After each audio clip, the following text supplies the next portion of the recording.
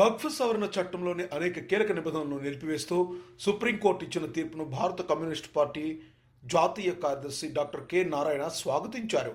ఢిల్లీలోని ఏపీ భవన్లో మీడియాతో మాట్లాడుతూ బీజేపీ ప్రభుత్వం ఆమోదించిన ఈ చట్టంపై సుప్రీంకోర్టు తీసుకున్న కఠిన వైఖరికి అభినందనలు తెలిపారు. వక్ఫ్ చట్ట సవరణలు ఆమోదం పొందినప్పటి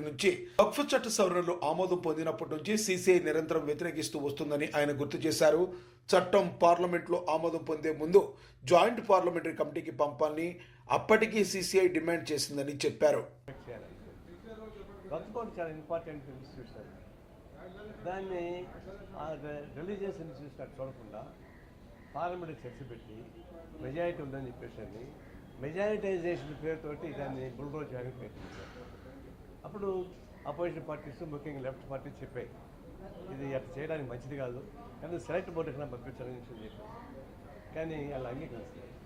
అంటే బై హుక్ ఆర్ కుక్ మిగతా వాళ్ళందరినీ మెజారిటైజేషన్లోకి తీసుకోవాలని ఒక ఉద్దేశం. అది సుప్రీంకోర్టు చెక్ పెట్టింది. తాత్కాలికమైనా సరే చూడవచ్చు.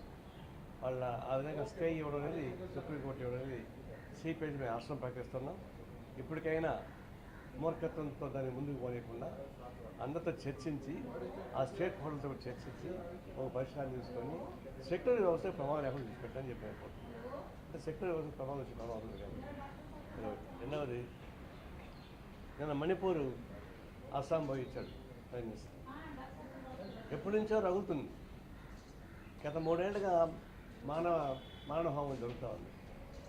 ఒకవైపు ఏమో మైతేజ్కి మీరే బీజేపీ వాళ్ళు రాజధాని ఇచ్చి సెల్ఫ్ ప్రొటెక్షన్ అన్నారు. కుక్కీస్ ఏమో మాకు సెల్ఫ్ డిఫెన్స్ కావాలని వాళ్ళు కొట్లాడుతున్నారు. ఒక ఏరియా మొత్తం అనఫిషియల్గా డివైడ్ అయిపోయింది. చెక్ పోస్ట్ మామూలుగా గవర్నమెంట్ పెడతారు. ఇప్పుడు చెక్ పోస్ట్ వాళ్ళే పెట్టుకున్నారు. మైతే ఏరియా నుంచి కుక్కీ ఏరియా పోవాలంటే అది చెక్ పోస్టు, ఆ పోలీసులతో సహా ఎవరైనా సరే అది కుక్కీసే ఉండాలి తప్ప అయితే వాళ్ళకి వీళ్ళు.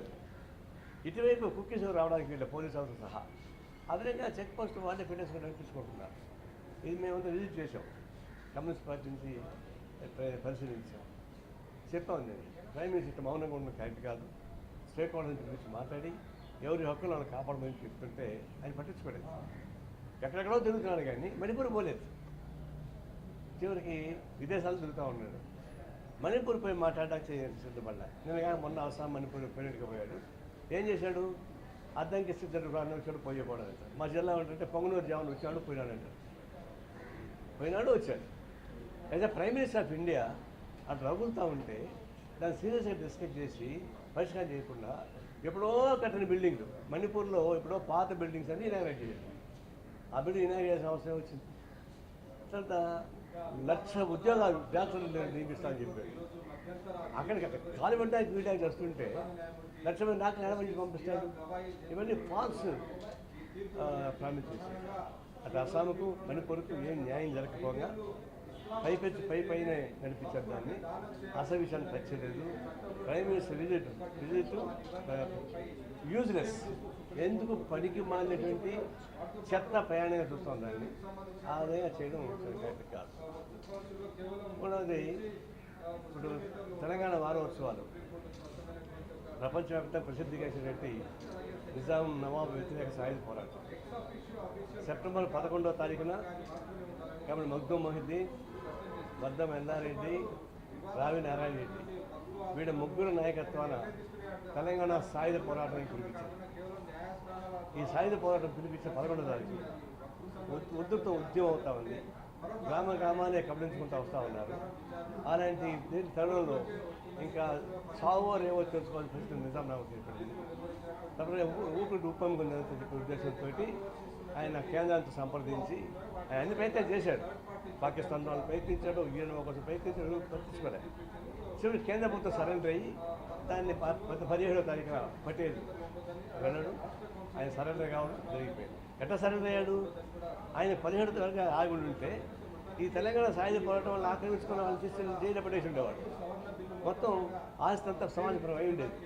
కానీ రాజకీయం ఏం చేశారు? ఆయన హక్కులు అట్టే పెట్టారు. గవర్నర్ బంగ్లా, ఆ బంగ్లాని వాళ్ళకే ఇచ్చారు, నవాబులకు ఇచ్చారు. వాళ్ళు ఆస్వాదాలకు పోలేదు. వాళ్ళ విమానం తిరగచ్చు, విదేశాలు తిరగచ్చు, సర్వ హక్కులు కల్పించారు. సర్వ హక్కులు కల్పించి ప్రజల్ని బుచ్చలు చేసి హత్య చేసి రేప్ చేసేటువంటి వాళ్ళకి మన గవర్నర్ బంగ్లాలనే వాళ్ళకి స్థానం ఇచ్చారు. ఆ విధంగా లోపపోయిన రాజీ చేసుకొని పెట్టారు. అప్పుడు దాకా వాళ్ళు 1947లో ఫ్లాగ్ ఎగరలేదు, 3 జెండాలు ఎగరలేదు, జాతీయ జెండా ఎగరలేదు. అలాంటి పద్ధతుల్లో సాయుధ పోరాటం ద్వారా తెలంగాణ ప్రజలు ఉద్యమానికి వచ్చి దాన్ని ఆక్రమించుకుందామని కోట ఆక్రమించే ప్రయత్నంలో రాజీ మార్గంగా దాన్ని విలీనం చేస్తున్నారు. దాన్ని నేను విలీన దినంగా నేను ప్రకటిస్తున్నాను. బీజేపీ వాళ్ళు విముక్తిగా ప్రకటిస్తున్నారు. విముక్తి అంటే అర్థం ఏంటి? ముస్లింల పైన జయప్రదమైనటువంటి ఉద్యమంగా భావిస్తున్నారు. వీళ్ళు కమానకానికి లోకంతా పచ్చకుందని పని ఒకవేళ 4,500 మంది చనిపోయారు నిజాం దక్కన్స్లకు వ్యతిరేకంగా. 10 లక్షల ఎకరాల భూమిని ప్రజానికి పెంచారు, వేల గ్రామాలు విముక్తి చేశారు. అలాంటి మహత్తర సాయుధ పోరాటాల కమ్యూనిస్ట్ పార్టీ ప్రముఖత వహించింది. కానీ ఆ ప్రముఖ పాత్రను పట్టించుకోవడం కానీ ఏం చేయకుండా నిన్న గవర్నర్ ఏమంటాడు? తెలంగాణ గవర్నరు పటేల్ ద్వారానే విముక్తి అని అంటున్నారు. ఆయన గవర్నరా లేకపోతే బీజేపీ చెప్పరాసినా? అసలు బీజేపీకి ఏం సంబంధం ఉంది? స్వాతంత్ర పోరాటంలో బ్రిటిష్ వాళ్ళకి వ్యతిరేకంగా పోరాటం సాగించిన సావర్కర్ అటెండెంట్కి అయినాడు, మళ్ళీ సడన్గా బయటకు వచ్చేసాడు. ఒక్క బీజేపీ వాడు, అంటే ఆ రోజు ఆర్ఎస్ఎస్ వాడు. 1925 ఆర్ఎస్ పుట్టింది, 1925 సిపిఐ పుట్టింది. కానీ ఆర్ఎస్ఎస్ పనులు నిర్వహించి జరిగిన బ్రిటిష్ వ్యతిరేక ఉద్యమం స్వాతంత్ర పోరాటంలో ఒక్కడు పాల్గొలేదు, ఒక్కడికి లాఠీ దెబ్బ తగలలేదు, ఒక్కడికి బుల్లెట్ తగలలేదు. కానీ 4,500 మంది పోగొట్టుకునే కమ్యూనిస్టులు ప్రజల ఉద్యమాలు అభివృద్ధి కాదని వాళ్ళు బ్రిటిష్ సపోర్ట్ చేశారు. నిజాం నవాబ్ పాలన జరిగింది. నిజాం రాజశేఖర్ పరిపాలన కుదించాలి. ఆర్ఎస్ఎల్ పాల్గొనడం దాని ఏమన్నా పాల్గొలేదు. ఆర్ఎస్ఎల్ పాల్గొలేదు. అంటే తెలంగాణ ఉద్యమానికి వాళ్ళు పాల్గొలేదు, స్వతంత్ర పోరాటానికి పాల్గొలేదు. పైపించి వాళ్ళకు బ్రిటిష్ తొత్తులుగాను నిజాం నవాబ్ తొత్తులుగా వచ్చినటువంటి బానిసలాగా చేశారు. వాళ్ళు ఇప్పుడు అదృష్టం కొద్దో దురదృష్టం కొద్దో మనకు దేశాధికారికి వచ్చారు. వీళ్ళు గవర్నర్ని అప్పగిస్తున్నారు. ఎవరిని అప్పగిస్తున్నారు? నాన్ పొలిటికల్ అప్పగించాలా? ఫక్తు ఆర్ఎస్ఎస్ వాళ్ళని అప్పగిస్తున్నారు. ఇప్పుడు తెలంగాణలో ఉన్నటువంటి గవర్నరు ఆర్ఎస్ఎస్ కార్యకర్తే, ఆంధ్రాలో ఉన్నటువంటి గవర్నరు ఆయన బాబరీ మసీద్ సహాయం చేశారు కాబట్టి లంచంగా గవర్నర్ పదవి ఇచ్చారు. ఇంకొక ఆయనకి రాజ్యసభ పదవి ఇచ్చారు. ఇప్పుడు తమిళనాడు గవర్నరు, కేరళ గవర్నరు అచ్చగా ఆర్ఎస్ఎస్ కార్యకర్త ఫిలాసఫర్స్ వచ్చేవాళ్ళు. వాళ్ళంతా రాజకీయాలు చేస్తున్నారు. ఎన్నికైన ప్రభుత్వాలని డార్క్లో పెట్టి నామినేట్ చేయబడినటువంటి గవర్నర్ ద్వారా పరిపాలించడానికి ప్రయత్నం చేస్తూ ఉన్నారు. అందులో ఇప్పుడు తెలంగాణలో ఉన్నటువంటి గవర్నర్ కూడా ఆర్ఎస్ఎస్ కార్యకర్త. ఆయనకి ఏం చరిత్ర తెలిసే న్యాయంగా మాట్లాడండి. తెలంగాణలో ఉండి, హైదరాబాద్ నడిబెట్టలు ఉండి తెలంగాణ సాయుధ పోరాటాన్ని 4,500 పోగొట్టుకున్నటువంటి ఉద్యమాన్ని వదిలిపెట్టి పటేల్ వల్ల విముక్తి వచ్చిందంటే అంతకన్నా సిగ్గు చేతి ఇంకోవట్లేదు, ఇంతకన్నా బానిసత్వం ఇంకోవట్లేదు.